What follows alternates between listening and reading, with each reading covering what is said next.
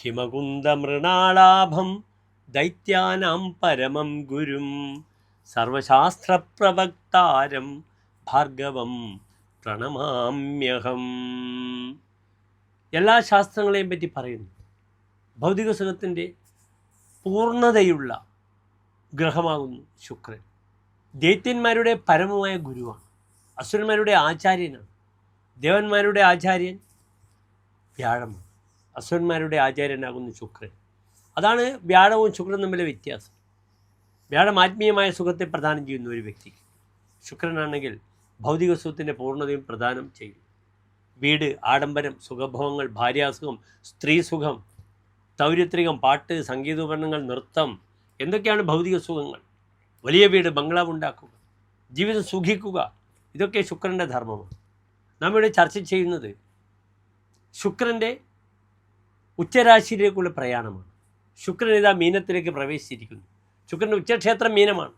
മീനം 27-ന് ശുക്രൻ അത്യുച്ചത്തിൽ നിൽക്കുന്നു. നീച സ്ഥിതി എവിടെയാണ്? കന്നി 27-ാം തീയതി. ശുക്രൻ്റെ സ്വന്തം ക്ഷേത്രം മൂലക്ഷേത്രം തുലാം, സ്വക്ഷേത്രം എവിടെയാണ്? ഇടവത്തിലാകും.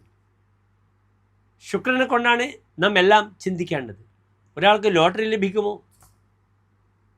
ക്രയവിക്രയ കുശലഹ, വാങ്ങലും കൊടുക്കലും കച്ചവടം ഒക്കെ ചിന്തിക്കുമ്പോൾ ബുധൻ്റെയും ശുക്രനും യോഗമുണ്ടെങ്കിൽ ഇതൊക്കെ വളരെ പെർഫെക്റ്റാണ്. പക്ഷേ ശുക്രനും ഇതിൻ്റെയൊക്കെ കാരകത്വമുള്ള ഗ്രഹമാണെന്ന് അറിയുക.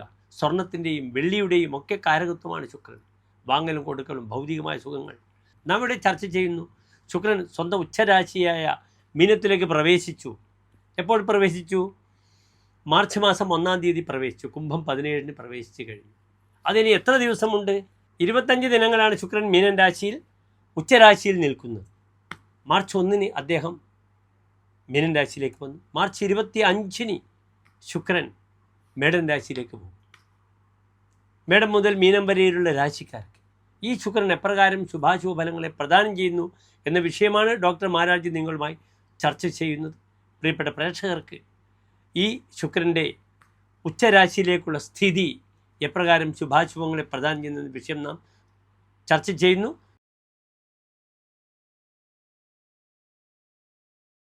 ഉത്രാട നക്ഷത്രത്തിൻ്റെ അവസാനത്തെ 45 നാഴിക, തിരുവോണം അവിട്ടം നക്ഷത്രത്തിൻ്റെ ആദ്യത്തെ 30 നാഴിക വരുന്ന 2.25 നക്ഷത്ര സമൂഹം. ഇവിടെ മകരൻ രാശിക്കാർക്ക് ശുക്രൻ നിൽക്കുന്നത് 3-ാം ഭാവത്തിലാണ്. ശുക്രൻ 2 ഭാവങ്ങളുടെ അധിപനാണ്. മകരൻ രാശിക്കാർക്ക് അവരുടെ കർമാധിപനാണ്. അപ്രകാരം അവരുടെ ബുദ്ധിപതിയാണ്, സന്താനപതിയുമാകുന്നു. ഇവിടെ ശുക്രൻ നിൽക്കുന്നത് ഭാവാൽ 3-ാം ഭാവം. അതത്ര ശുഭമല്ല. വ്യാഴമായാലും ശുക്രനായാലും കൃപണഹ എന്നാണ് ഫലം പറഞ്ഞിരിക്കുന്നത്. പലതും നെറ്റിത്തടത്തിന് നേരെ വന്നാലും അനുഭവം ഉണ്ടാകില്ല. തനിക്ക് അങ്ങേയറ്റം കൃപണത്വം കാണിക്കേണ്ടി വരും. വേണ്ട സമയത്ത് ചെലവാക്കാനോ അല്ലെങ്കിൽ വേണ്ട സമയത്ത് അത് വാക്കായാലും ധനമായാലും ഒക്കെ തന്നെ തനിക്കൊരു കൃപണൻ ആകുക, പിശുക്ക് കാണിച്ചിട്ട് മറ്റുള്ളവരെ വെറുപ്പിക്കുന്നൊരു സ്വഭാവം 3-ൽ വ്യാഴം നിൽക്കുമ്പോഴും ശുക്രൻ നിൽക്കുമ്പോഴും ഉണ്ടാകുന്നു.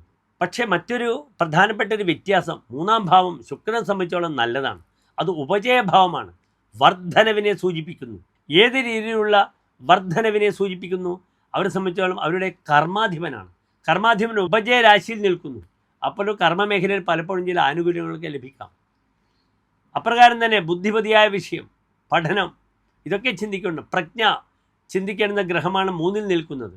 അതൊരു ഉപജയ രാശിയെ സൂചിപ്പിക്കുന്നു, വർധനവിനെ സൂചിപ്പിക്കുന്നു. പക്ഷേ കൃപണത്വം ഉള്ളതുകൊണ്ട് ഹാർഡ് വർക്ക് ചെയ്യണം. കർമ്മമേഖലയിൽ താൻ തണുത്തിരുന്നാൽ തനിക്കൊന്നും ലഭിക്കില്ല. പഠന വിഷയത്തിൽ താൻ സ്വപ്നം കണ്ടാലും ഒന്നും സംഭവിക്കില്ല. ചമത്കാരി ചിന്താമണിയിൽ പറഞ്ഞിരിക്കുന്ന ഫലം അത്ര ശുഭമല്ല. രതി സ്ത്രീജനെ തസ്യനോ ബന്ധുനാശോ ഗുരുരസ്യ ദുശ്ശിൽക്കോ ദാനവാനം. ദാനവന്മാരുടെ ഗുരു ദുശ്ശിൽക്ക ഭാവത്തിൽ 3-ാം ഭാവത്തിൽ നിൽക്കുമ്പോൾ സ്ത്രീജനെ രതിഹി ന, സ്ത്രീജനങ്ങളോട് താല്പര്യം ഉണ്ടാകില്ല. സ്ത്രീജനങ്ങൾ തങ്ങളുടെ ശത്രുക്കളാവുക അല്ലെങ്കിൽ അവരോട് താല്പര്യം കുറയുക. ബന്ധുനാശ, ബന്ധുക്കൾക്ക് നാശമുണ്ടാകും. 3-ാം ഭാഗം സഹായികളാണ്, സഹോദരങ്ങളാണ്. അവർ മൂലമുള്ള സുഖം അത്ര ഉണ്ടാകില്ല എന്ന് സാരം.